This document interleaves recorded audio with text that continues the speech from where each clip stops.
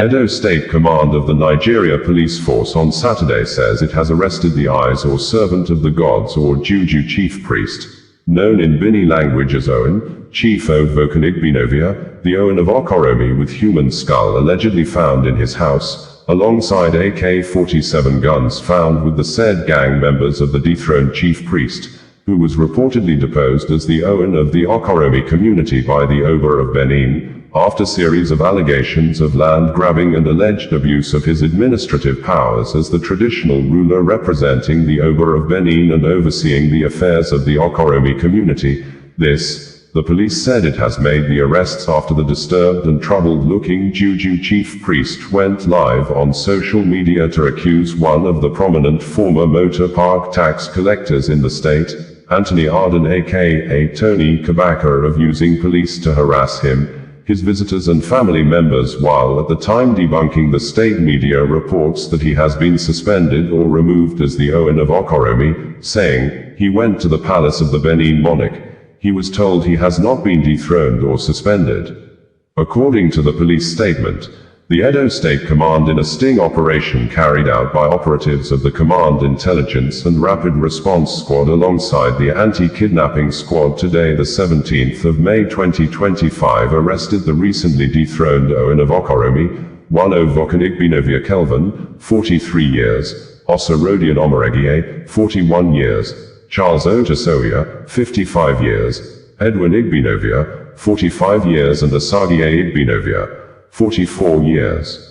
The following exhibits: 2 AK-47 rifles with breech numbers TH-4782 and 6683 respectively, 2 single-barrel locally made shotguns, 3 empty AK-47 magazines, 1 OFM magazine, 11 rounds of 7.62 mm ammunition and a suspected human skull were recovered from the premises of Ovokan Igbinovia Kelvin, the dethroned Owen of Okoromi, when search was conducted.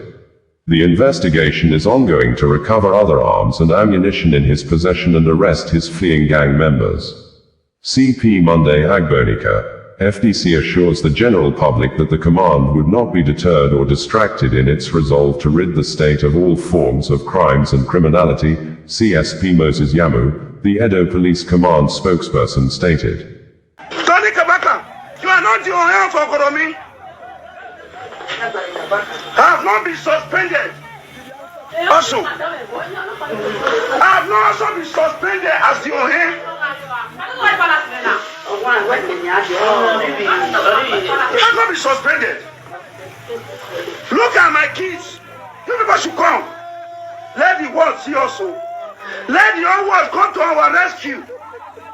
Let Tinubu, President, let it come to our Okoromi rescue. I don't have anywhere to go. I can't leave me and my children and my wife at home. Because Tony Kabaka, you know what police.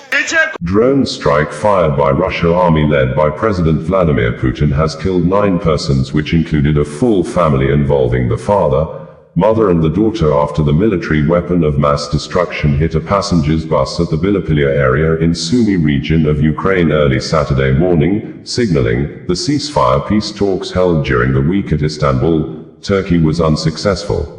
It was gathered that the Russian soldiers launched the strike using a Lancet UAV on a passenger bus near Bilopillia in the Sumy region with a suspicion of hitting a military target, killing 9 civilians and injuring 7 others. President Volodymyr Zelenskyy said are currently receiving treatments at the hospital.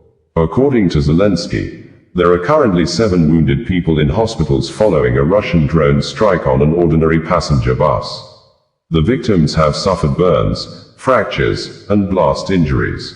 All of them are receiving the necessary medical assistance. Tragically, 9 people were killed. All the details are being verified. According to preliminary reports, the Russians killed a family. Father, mother, and daughter died in the attack. My condolences to all the families and loved ones. All the deceased were civilians. And the Russians could not have failed to understand what kind of vehicle they were targeting.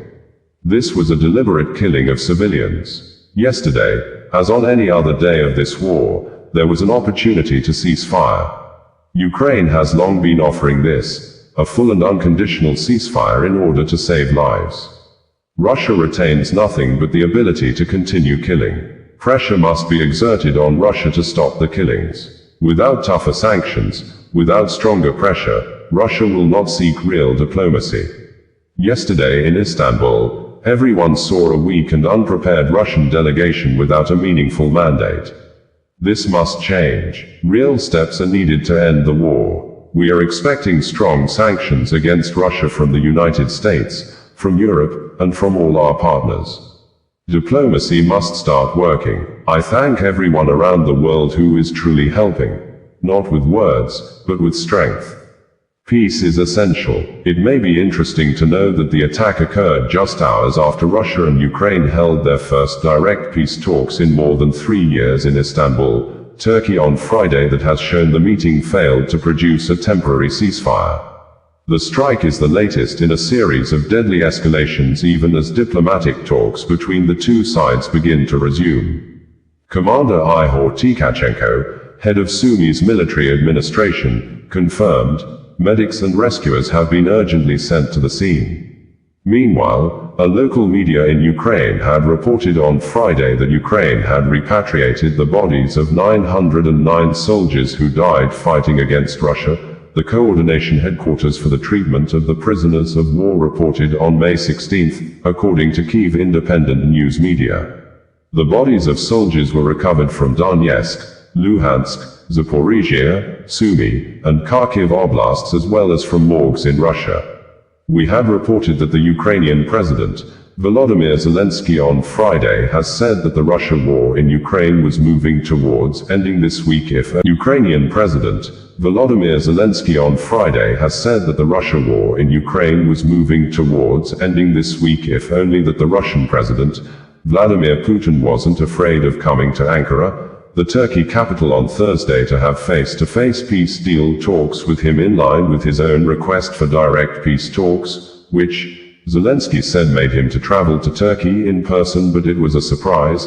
The Kremlin leader, President Vladimir Putin, instead sent a very low-level government officials to the Russia president proposed dialogue meeting in Ankara, although Russia and Ukraine have been wrestling for months over the logistics of peace talks with hopes of achieving such in the proposed Ankara peace talks, but days before D-Day, President Donald Trump of the United States, US had said that he sees no movement of Putin coming to Ankara until he and Putin get together, and according to President Zelenskyy, it was President Trump who told him publicly to immediately accept the Kremlin leader's proposal of direct talks. President Donald Trump, who since on Friday had left the Middle East back home to meet his new grandson after his daughter, Tiffany Trump, announced she gave birth to her first child on Thursday, said he will meet with Russian President Vladimir Putin, as soon as we can set it up, to discuss Ukraine-Russia peace talks. According to Zelenskyy, I addressed the European Political Community Summit. This week, we had a real chance to move toward ending the war. If only Putin hadn't been afraid to come to Turkey.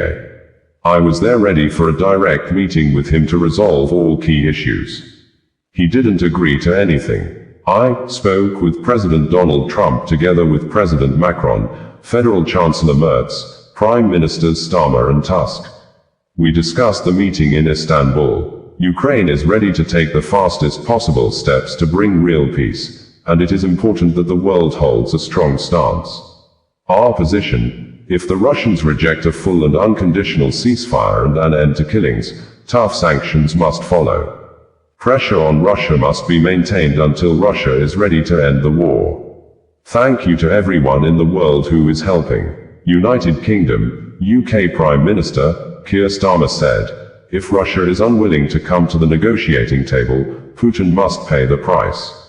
Speaking to President Donald Trump, we are closely aligning our response to Russia's unacceptable position. While ending his Middle East tour on Friday, President Trump said, I would actually leave here and go meet Putin. I do want to see my beautiful grandson. It would be recalled that Ukraine and Russia have not held any direct talks since March 2022, shortly after Putin sent tanks over the border, beginning the first major land war in Europe since World War II. But, according to Reuters, hopes of a major breakthrough appear unlikely, with US President Donald Trump declaring there wasn't likely to be any progress in the peace talks until he meets with his Russian counterpart. Nothing's going to happen until Putin and I meet, President Trump declared. I know nothing about a delegation. I haven't even checked. Look, nothing's going to happen until Putin and I get together, okay? And obviously he wasn't going to go. He was going to go, but he thought I was going to go. He wasn't going. Osas World Radio, bringing you the news in a more digital way.